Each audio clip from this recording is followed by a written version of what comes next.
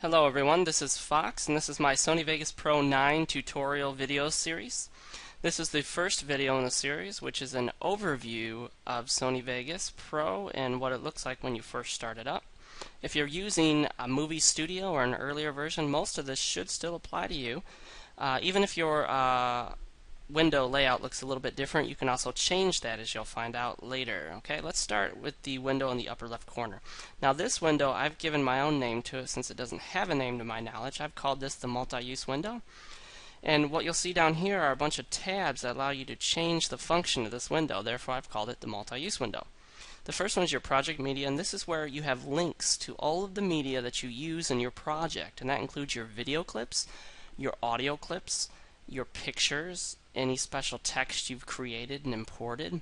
All of that is linked to and put here. And although it looks like it's all in the same spot when you look at it here, it's actually not. It's all wherever it was on your hard drive when you originally imported it or found it with the Explorer tab. That's important to know. It doesn't change the location, it just links to it so that it's all available here for you to easily access. Now the Explorer tab allows you to look through your hard drives on your computer and find your media in there instead of using the import key. If you want to use the, not import key, but the import button, if you want to use import media, you click this button right here and then you can import stuff. Alright, let's go to transitions. This tab is the third tab, and this is where you can just pull in all your video transitions, okay? But there's actually an easier way to use two of your most often used transitions, and I'll show you that when we get to the timeline. Video effects, you can remove color and get black and white. You can go ahead and change the look of your video with film effects and all sorts of fun stuff in there. And then your media generators, you can create text, solid colors, noise, and a lot of different things. I usually leave that in project media if I don't have a particular use for any of the other tabs at the bottom. Moving to the right over here, we have what's known as the trimmer window. Now I was surprised to find that the trimmer window, according to what I've been told, is a recent addition to the Sony Vegas Pro 9 video editing software. And that's surprising considering that all your traditional non-linear editing programs called NLEs, they've always used a trimmer window, something like the trimmer window. And let me show you what that does. In order to show you, we need to pull a clip in there. So we'll grab this goose clip and go ahead and drag it in there. Now you notice that the goose clip went ahead and popped up in here, and we're looking at it, but it's not in the timeline. So this isn't actually in our final project yet, our final video project. You can go ahead and hit the space bar and you can take a look at that video. And let's say that I want to pull that goose and put it in our timeline so that it'll be in the end project. But I only want the point up to which the goose almost exits the view space and the video there. So right about there. So let's stop it with the K button. You can use J. K stops, J goes backwards, and L goes forward. You can speed up and you can slow down really quickly. Or not slow down, but you can go backwards really quickly. So let's go ahead and hit the L key and K right where I want it. Right there. Okay. I'm going to hit the O key, the letter O. That puts an out point. Now you can do an in and an out point with the I and the O keys anywhere. So there's my in point. And let's say I want my out point to be there. But I'm going to put my in point at the beginning and my out point right before the goose exits the viewer. Okay, there we go. We got it. Hit the A key, it puts it on the timeline. So you can come down here and hit the space bar and you can see a preview of your video, and that's where we're going next right after we look at the icons up here.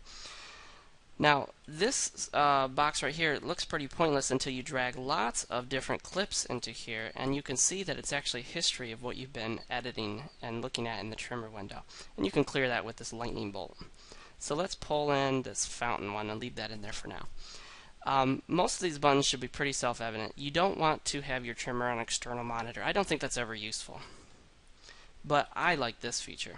If you go ahead and click this button up here, it's called Show Video Frames. Watch what it does down here.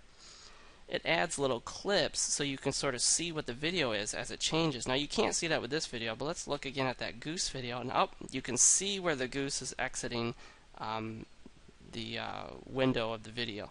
Okay, so that's really useful. I always turn that on. Let's bring back in our fountain. Let's move to the right. This is what's known as your video preview window. This allows you to see what your final project will look like, and this preview window is really a reflection of down here in the timeline. Because in the timeline you may have more than one video and more than one audio track, and we'll see that in a moment. And the video preview window is going to show all of those together.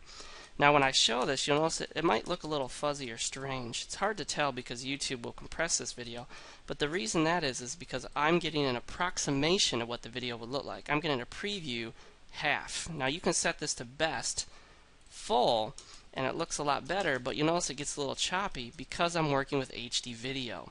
When you're working with HD video, you really don't want to be previewing at full quality unless you have a very powerful computer. Alright, and the buttons up here should be self-evident.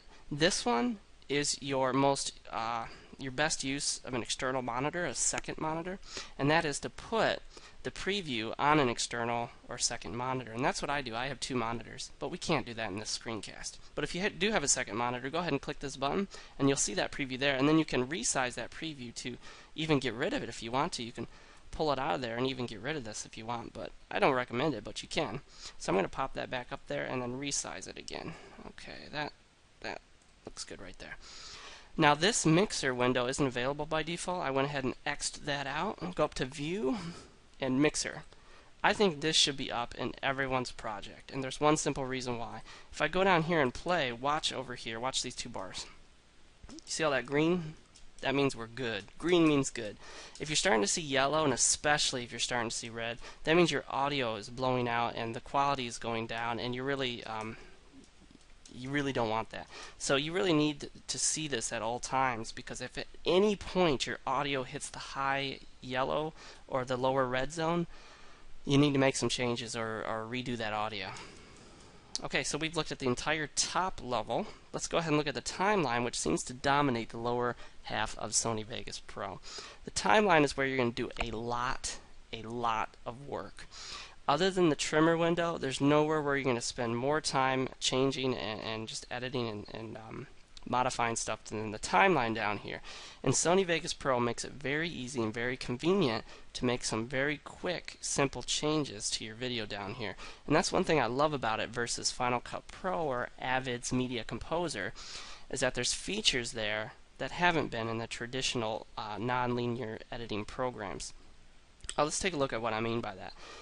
So we have this stuff down here, alright? This is our timeline. This is where we work. The timeline really gives us an idea of what our final project is going to look like, and then the preview window shows us what it actually looks like, as best as it can given the specs of your computer.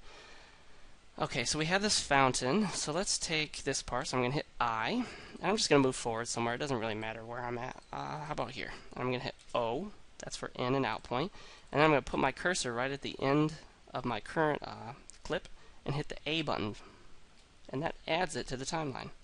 So there we go. We've got both clips there. Now if we play that, you notice that it just jumps. That's what we call a straight cut or a jump cut. It goes straight from the goose to the fountain, and it looks harsh, doesn't it?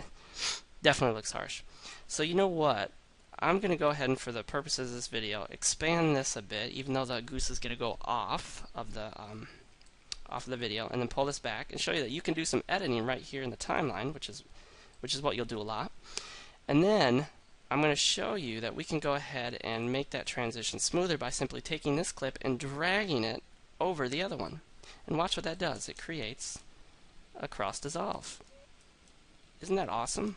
So you don't need to take a long process to do that. You can also grab the corner at the beginning here, the upper left corner, drag that forward, and that becomes a fade in, and you can drag this corner over here, and that becomes a fade out.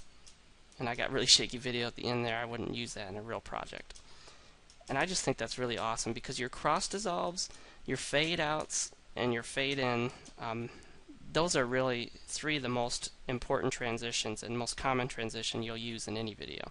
There's a couple toolbars down here. Over here you can see that you can add video and audio tracks, and you can even give them names. Like this one, we'll name it main, this one will name it text.